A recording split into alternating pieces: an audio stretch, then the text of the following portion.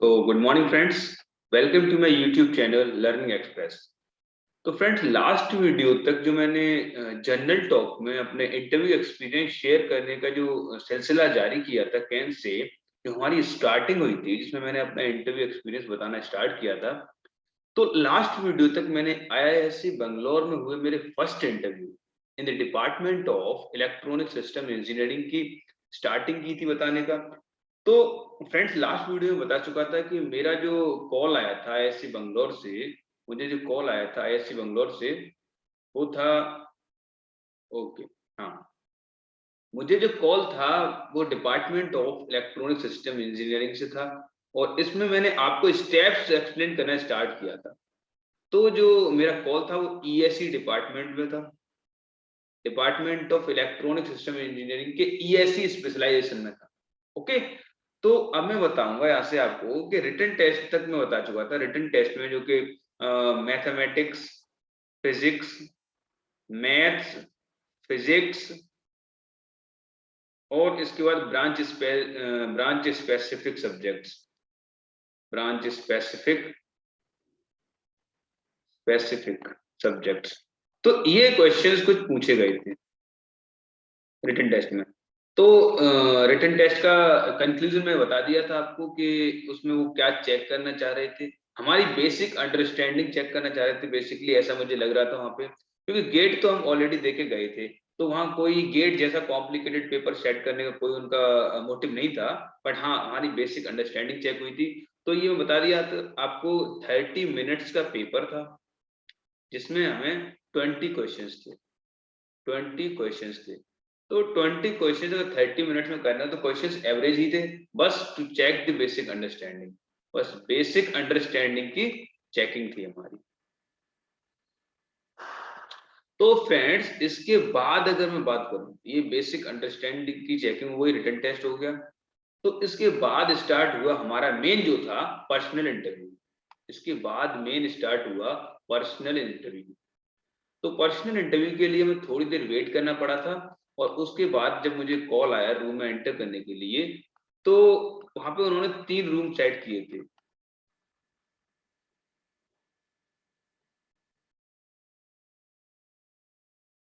Okay, personal interview. तो इसके लिए 3 रूम में उन्होंने प्रोफेसर जो बैठे हुए थे, टीम्स उनकी बैठी हुई थी। तो वो डिफरेंट मतलब लोगों को इस तरह से कॉल कर रहे थे। 3 रूम उन्होंने बना के रखे थे, तो उन रूम्स में अलग अलग लोगों को कॉल कर रहे थे। ये मतलब जो उनके वॉलंटियर थे जो वहाँ पे मैन इस चीज को मेंटेन कर रहे थे, किस रूम में कौन से स्टूडेंट्स का है, तो उनके पास पूरी लिस्ट थी। और इस तरह से जब एक रूम में 3 प्रोफेसर्स की बेंच थी, और सेकंड रूम में भी 3 प्रोफेसर्स थे, और एक थर्ड रूम था जिसमें 2 प्रोफेसर्स थे। एक्चुअली इस पर्टिकुलर में जो 2 प्रोफेसर्स वाले रूम में मुझे एंटर होना था। तो मैं जो गया था तो 2 प्रोफेसर्स थे, एक कैन से एक प्रोफेसर थे और एक एसोसिएटेड प्रोफेसर थे, एक प्रोफेसर और एक असिस्टेंट प्रोफेसर थे, असिस्टेंट प्रोफेसर। ओके, तो ये 2 लोग उस रूम में थे जिसमें मुझे एंट्री मिली थी for my interview in electronic system engineering. तो फ्रेंड, जब मैं एंटर किया रूम में, तो ये प्रोफेसर सर जो थे, ये आई थिंक ऐसे होंगे लगभग 55 to 60 के एज के समथिंग। और ये जो असिस्टेंट प्रोफेसर थे इनके, ये ऐसे रहे होंगे 35 समथिंग। तो सबसे पहले एंटर करते ही ये जो असिस्टेंट प्रोफेसर थे, इन्होंने मुझे इंटरव्यू करना स्टार्ट किया। तो इंटरव्यू स्टार्टिंग में इन्होंने क्या किया, अपने सिस्टम में मेरी प्रोफाइल चेक की। मेरी प्रोफाइल में इन्होंने देखा कि हाँ, मैं पर्टिकुलर यूनिवर्सिटी से हूँ, और ये मेरा इंटरेस्ट है, मैंने इन पर्टिकुलर ब्रांचेस में अप्लाई किया है आईआईएससी बंगलौर में। तो जब इन्होंने मुझसे पूछा कि मतलब आपने अप्लाई किया आईआईएससी बंगलौर में, तो आपको मतलब क्या, मतलब मोटिवेशन क्या था आपका, इनका फर्स्ट क्वेश्चन था। इनका फर्स्ट क्वेश्चन तो था मुझे इंट्रोड्यूस योरसेल्फ। फर्स्ट क्वेश्चन था इंट्रोड्यूस योरसेल्फ। मैं आपको एक एक करके बताऊंगा क्या इन्होंने पूछा। तो फर्स्ट क्वेश्चन था इंट्रोड्यूस योरसेल्फ, ये इनका फर्स्ट क्वेश्चन था। और किसी का भी फर्स्ट क्वेश्चन यही होता है फर्स्ट इंटरव्यू। तो इंट्रोड्यूस योरसेल्फ में उन्होंने पूछा, मैंने सिंपली बोल दिया कि my name is Anuj Chauhan, and I have completed my BTech in Electronic System Engineering from Lovely Professional University, Punjab. Okay, इसके बाद I have cleared GATE exam this year with this particular rank in two different branches, electronics and instrumentation. And right now I am applying at different IITs for MTech admission, where in ISC Bangalore I have applied in quantum technology and Department of Electronic System Engineering for MTech. Okay, तो इतना मतलब basic बताना था मुझे। देखो ये जो introduce yourself है, जो मैंने क्या किया है अभी तक, जो आईआईटीज के इंटरव्यू दिए हैं, जो भी इंटरव्यूज फेस किए हैं लास्ट ईयर से अब तक, तो इसमें मेरा मोटिव यही है कि मेरा मानना ऐसा है कि यहाँ पर्सनल इंटरव्यू में जो इंट्रोडक्शन करना होता है, अपना जो पर्सनल इंट्रोडक्शन करना होता है, तो उसमें बेसिकली बस अपने नाम और अपनी जो ग्रेजुएशन कंप्लीट की और करंटली आप क्या कर रहे हैं, तो ग्रेजुएशन जब कंप्लीट की किस स्पेशलाइजेशन में की और आपकी कॉलेज क्या थी और right now what you are doing, तो इस तरह की 2-3 चीजें ही बताना काफी होता है। I think introduce yourself is enough for 2 minutes. ये 2 मिनट्स में एक्सप्लेन कर देना चाहिए जो भी हमें, ठीक है, ज्यादा कुछ बोलना नहीं होता है। No need of detailing of family, no need of detailing anything else, ठीक है। तो यहाँ पे ऐसी ज्यादा डिटेलिंग की नीड नहीं होती कि अपने फैमिली बैकग्राउंड बताने लगे, सिस्टर्स ब्रदर्स क्या कर रहे हैं, हम लोग कितने हैं, या मतलब पिताजी क्या करते हैं। There is no need of this particular thing. Actually introduce yourself in technical domain, they want to ask what you have done, graduation में आपने क्या किया, किस पर्टिकुलर कॉलेज से किया, आपका डोमेन क्या था, कैन से आपकी ब्रांच क्या थी, और अभी आप क्या कर रहे हैं, एंड व्हाई आर हियर। इसका मतलब आपने अभी जो एमटेक में अप्लाई किया है किस बेसिस पे अप्लाई किया, इतना ही बता दो, बस इनफ होता है। जैसा कि मैं अभी पर्सनल फील किया हूं। तो ये हुआ इंट्रोड्यूस योरसेल्फ। इंट्रोड्यूस योरसेल्फ के बाद इनका क्वेश्चन था मुझसे कि Anuj, tell me about your BTech project. Second and most important question, अगर मैं इसे बोलूं second but most important question, ये टेल मी अबाउट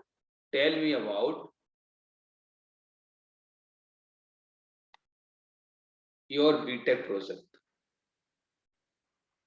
तो ये क्वेश्चन सबसे ज्यादा इंपॉर्टेंट क्वेश्चन हो जाता है एमटेक के इंटरव्यू के केस में, बीटेक प्रोजेक्ट।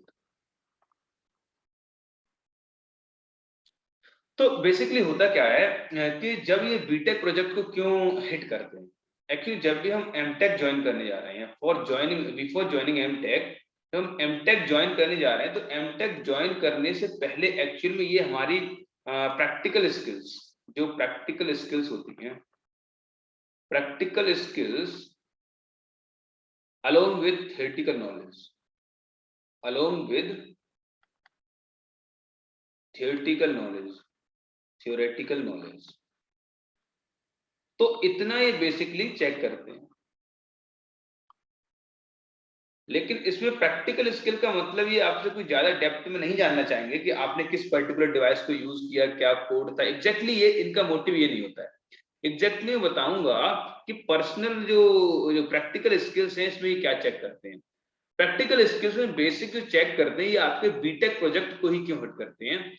तो बीटेक प्रोजेक्ट हिट करने का मतलब ये होता है कि हमारे ग्रेजुएशन लेवल पर बीटेक लेवल का जो प्रोजेक्ट होता है, यही हमारा पूरे बीटेक का एक कैन से प्रैक्टिकली कंक्लूजन होता है। हमारे जो डिग्री होती है बीटेक, उसका ये कंक्लूजन होता है बीटेक प्रोजेक्ट। तो इससे ये अंदाजा लगाया जाता है कि हमारी प्रैक्टिकल अंडरस्टैंडिंग कैसी है।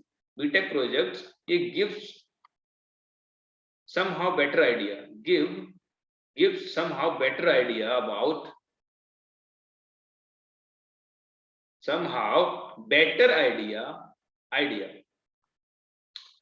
it gives out somehow better idea, again it is written in ideal, so it gives somehow better idea about practical knowledge, क्योंकि बीटेक की 4 साल में हम लोग और तो कुछ ज्यादा किए नहीं होते हैं, लैब्स में थोड़े बहुत प्रोजेक्ट्स किए होते हैं, वो भी टर्म मतलब किसी पर्टिकुलर सेमेस्टर के किसी कोर्स को क्लियर करने के लिए किए होते हैं। बट बीटेक प्रोजेक्ट क्या होता है, ये हमें लगभग 3rd ईयर के लास्ट से स्टार्ट होता है और पूरे फाइनल ईयर तक सबमिट करना होता है। तो इस पर्टिकुलर प्रोजेक्ट में हमारी रिपोर्ट रेडी करना होता है। रिपोर्ट रेडी करने के बाद कुछ हार्डवेयर पे वर्क करना होता है या कुछ बड़े सॉफ्टवेयर पे वर्क करना होता है। तो बेसिकली बीटेक प्रोजेक्ट जो कि जो किसी भी कॉलेज में बेसिकली बीटेक प्रोजेक्ट का जो टाइम होता है वो थर्ड ईयर से स्टार्ट हो जाता है, थर्ड ईयर से स्टार्ट हो जाता है और ये फाइनल ईयर तक रहता है, फाइनल सेमेस्टर तक रहता है। इसका मतलब ये ऑलमोस्ट 1 to 1.5 ईयर का एक हमारा क्या बोलते हैं वर्क होता है, 1 to 1.5 ईयर वर्क होता है। तो इसमें बेसिकली हम करते क्या है, इसमें हमें रिपोर्ट रेडी करना होता है, इसमें हमें रिपोर्ट रेडी करना होता है। रिपोर्ट के लिए हम क्या करते हैं और इसमें कुछ प्रैक्टिकल वर्क करना होता है, प्रैक्टिकल वर्क, प्रैक्टिकल वर्क। ये प्रैक्टिकल वर्क में क्या हो सकता है, हम हार्डवेयर को यूज कर सकते हैं, हार्डवेयर को यूज कर सकते हैं, सॉफ्टवेयर पे कोडिंग करके कुछ बड़ा प्रोजेक्ट कर सकते हैं, सॉफ्टवेयर यूज कर सकते हैं। तो ये कुछ प्रैक्टिकल वर्क होता है। हार्डवेयर में मेनली हम जो कैन से इलेक्ट्रॉनिक इलेक्ट्रिकल वाले एलईडीज, मोटर्स और ये क्या बोलते हैं डिफरेंट डिफरेंट डिवाइसेस यूज करते हैं। तो बताऊंगा रिपोर्ट रेडी करने के लिए क्या होता है। रिपोर्ट रेडी करने के लिए हमें जो बेसिक आइडिया लेना होता है कि हमारे प्रोजेक्ट किस चीज के अराउंड हम काम कर रहे हैं, ठीक है। तो in report we have to ready what we are working actually, what we are working, what we are working actually, what we are working actually। तो एक्चुअली हम काम क्या कर रहे हैं, तो इस काम का जो थियोरेटिकल एनालिसिस अच्छे से करना होता है, इसके लिए हम जो रिपोर्ट रेडी करने होते हैं तो इसके लिए डिफरेंट डिफरेंट IEEE पेपर्स या कैन से रिसर्च पेपर हमें पढ़ने होते हैं। तो डिफरेंट हमें रिसर्च पेपर से रिसर्च करनी होती है, रिसर्च पेपर्स। ये मैं आपको बेसिक आइडिया दे रहा हूं कि what is the need of BTech projects. Actually ये क्वेश्चन सबसे ज्यादा पूछा जाता है, इसलिए मैं बीटेक प्रोजेक्ट को यहाँ पे आपको डिटेल में एक्सप्लेन कर रहा हूँ। अभी तक मैं ये नहीं किया कि उनका अगला क्वेश्चन क्या था। I am not focusing on their different questions. अभी तो ब्रांच स्पेसिफिक काफी क्वेश्चंस हमसे पूछेंगे, मतलब मुझसे पूछेंगे। तो बेसिकली अभी मैं ये बता रहा हूँ आपको बीटेक प्रोजेक्ट पूछना फर्स्ट अटेम्प्ट में ही एमटेक इंटरव्यू के लिए, क्योंकि ये मुझसे कई अलग अलग जगह पूछा गया था, डिफरेंट डिफरेंट इंटरव्यूज में पूछा गया है। तो बीटेक प्रोजेक्ट हिट करने के पीछे उनकी मेंटालिटी को यहाँ पे आपको पूरा एक्सप्लेन कर रहा हूँ, क्योंकि ये हमारा 1 से लेके 1.5 ईयर तक का वर्क होता है। ये पूरी बीटेक का निचोड़ होता है और इसमें हमें कुछ प्रैक्टिकल वर्क करना होता है, कुछ रिपोर्ट्स रेडी करनी होती हैं, ठीक है। तो रिपोर्ट रेडी करने में हमारा काम क्या होता है, what we are working actually, ये हमें पता करना होता है। और ये पता करने के लिए हम रिसर्च पेपर्स पढ़ते हैं, रिसर्च पेपर्स। ये रिसर्च पेपर्स हम पढ़ते हैं, तो इनके लिए हम डिफरेंट डिफरेंट वेबसाइट्स को विजिट करते हैं। इसमें इसमें अगर कैन से जब हम डिफरेंट डिफरेंट वेबसाइट्स को विजिट करते हैं तो एक आता है, हाँ एक आता है, जैसे एक वेबसाइट हुआ रिसर्च गेट करके आती है, रिसर्च गेट। और ऐसे एक ये होती है, एक रिसर्च स्कॉलर करके आती है, रिसर्च स्कॉलर। तो मतलब काफी डिफरेंट डिफरेंट वेबसाइट्स हैं जहाँ से हम क्या बोलते हैं रिसर्च पेपर पढ़ सकते हैं। जैसे मैं अपने केस में अगर बात करूं तो जो मेरा प्रोजेक्ट था, मेरा जो प्रोजेक्ट टाइटल था, my project title, my project title. आपको यहाँ से जब मैं अपने प्रोजेक्ट का बेसिक एक्सप्लेनेशन स्टार्ट करूंगा तो आपको समझ में आएगा एग्जैक्टली हम लोग किस तरह से चीजें करते हैं। ओके, तो माय प्रोजेक्ट टाइटल क्या था, hardware implementation of electronics, electrical and instrumentation वाले लोग अच्छे से इसे कनेक्ट कर पा रहे होंगे। Hardware implementation of, hardware implementation of AES algorithm, AES algorithm using Verilog।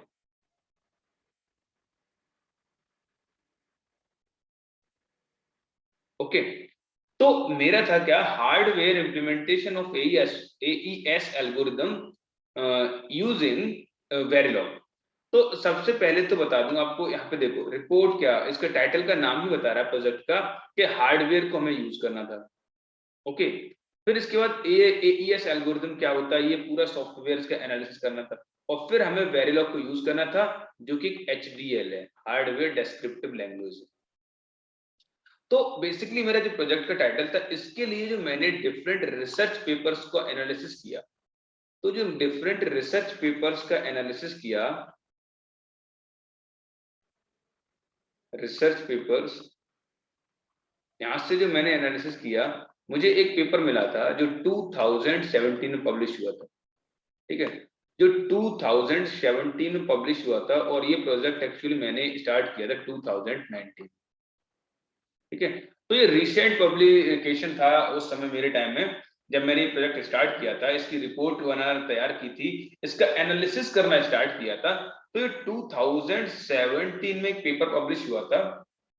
Exactly मैं आपको नाम बता देता हूँ उनका, क्योंकि मेरे पास पेपर होगा अभी। तो एग्जैक्टली उनका नाम क्या था जिन्होंने ये पेपर दिया था।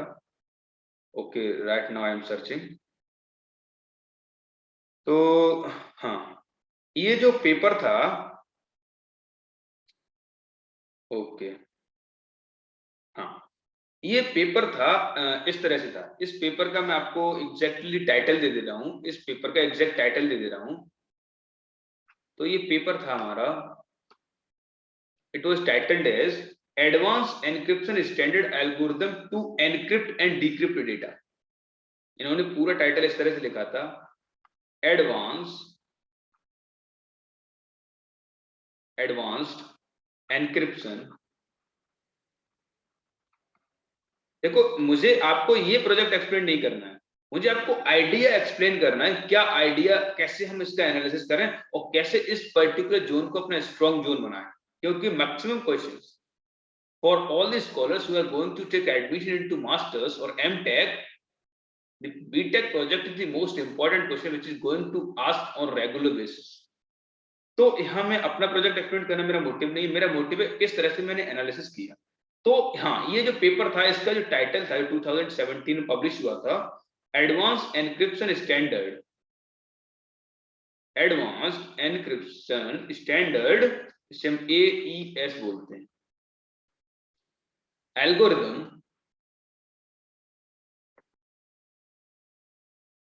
Algorithm to encrypt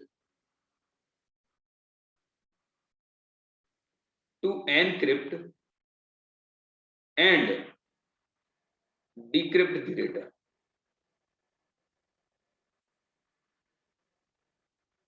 to encrypt and decrypt data। तो इस तरह का था। अब ये किसने रेडी किया था, ये भी आपको थोड़ा सा इंफॉर्मेशन दे देता हूं मैं। ये है एक AKO एको मोहम्मद अब्दुल्ला।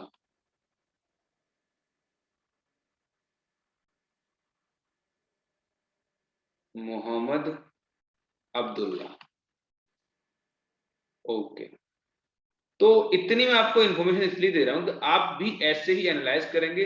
किसी पेपर का प्रॉपर टाइटल क्या, वो आपके टाइटल का ही होना चाहिए, और उसके बाद किसने पब्लिश किया एक बार आपको पता रहना चाहिए।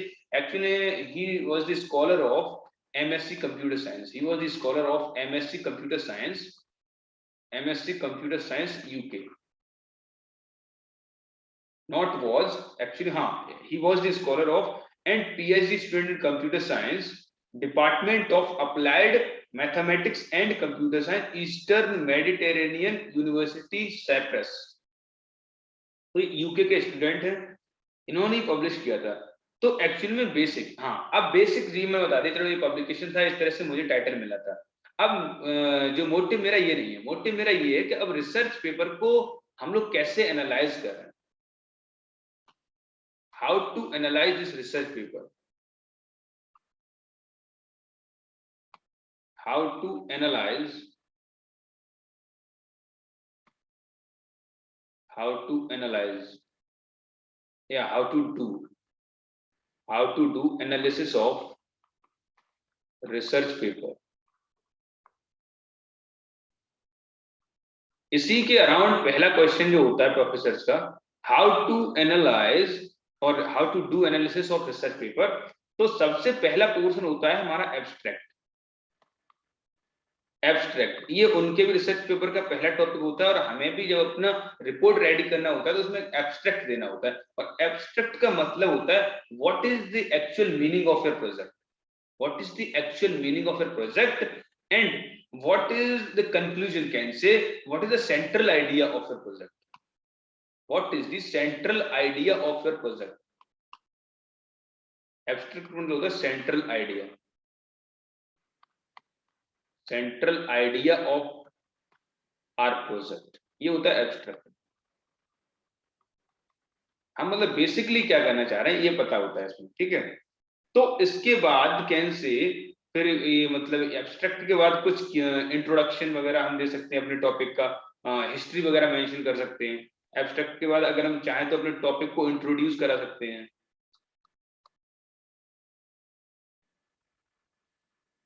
इंट्रोडक्शन दे सकते हैं। इंट्रोडक्शन के थर्ड बाद अगर हम चाहें तो ब्रीफ हिस्ट्री दे सकते हैं पर्टिकुलर टेक्नोलॉजी की, ठीक है। अगर हम चाहें तो ब्रीफ हिस्ट्री दे सकते हैं किसी पर्टिकुलर टेक्नोलॉजी की जो हम यूज कर रहे हैं, ब्रीफ हिस्ट्री ऑफ टेक्नोलॉजी जो कि हम यूज कर रहे हैं अपने पर्टिकुलर प्रोजेक्ट। जैसे मेरे यहाँ पे था AES, in my case it was AES, तो मैंने AES की थोड़ी सी हिस्ट्री का डिटेलिंग की थी। फिर कैसे कि हमारा इससे रिलेटेड वर्क क्या था, related work with this project, क्या हमें करना है, रिलेटेड वर्क क्या हम कर सकते हैं, क्या कर रहे हैं, related work we are doing और we will do. We are doing ये हमें रिपोर्ट में मेंशन करना सकते हैं, वी आर डूइंग और वी कैन डू और वी हैव टू डू। मतलब ये रिपोर्ट है ना, रिपोर्ट हम लोग पहले तैयार करते हैं थोड़ा सा, एक जो स्मॉल रिपोर्ट के एक सैंपल ऑफ रिपोर्ट होता है पहले रेडी करते हैं, फाइनल रिपोर्ट तो बाद में सबमिट करते हैं। तो उसके लिए फाइनल रिपोर्ट ही है ये। तो what are we are doing, related work we are doing और वी हैव डन,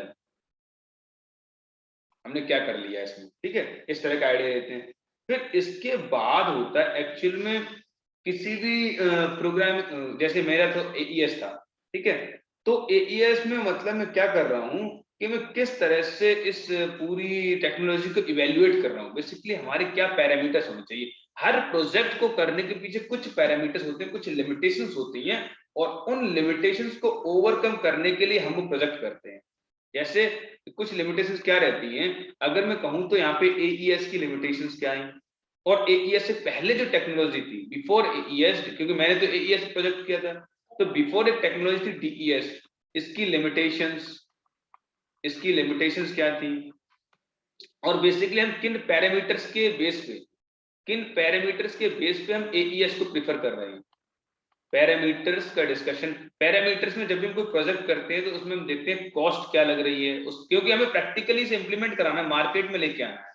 तो कॉस्ट क्या लग रही है, इसकी सिक्योरिटी पर्पस क्या है, मतलब सिक्योरिटी मोटिव क्या है, कैसा है, और कैन से इसका पावर कंजम्पशन वगैरह कैसा है, पावर कंजम्पशन कैसा है, इसमें जो हार्डवेयर यूज हो रहा है, इसमें जो हार्डवेयर यूज हो रहा है उसकी क्या बोलते हैं, हाँ, इसमें कितना हार्डवेयर यूज हो रहा है।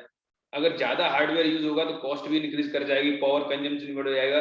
तो ये कुछ पैरामीटर्स होते हैं जिनके ऊपर हम किसी प्रीवियस टेक्नोलॉजी के लिमिटेशंस की बात करते हैं, एंड न्यू टेक्नोलॉजी जहां हम वर्क कर रहे होते हैं उसकी हम एफिशिएंसी और कैन से उसकी स्ट्रेंथ की बात करते हैं।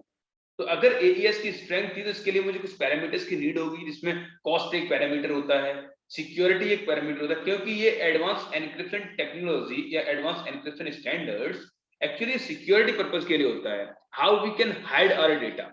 जैसे हमने व्हाट्सएप वगैरह पे देखा होगा कि एक साइड से डेटा हम दूसरी किसी पर्सनल मैसेज किसी को कर रहे हैं, तो data is encrypted between both of you, या encrypted and decrypted using AES standard between these two people.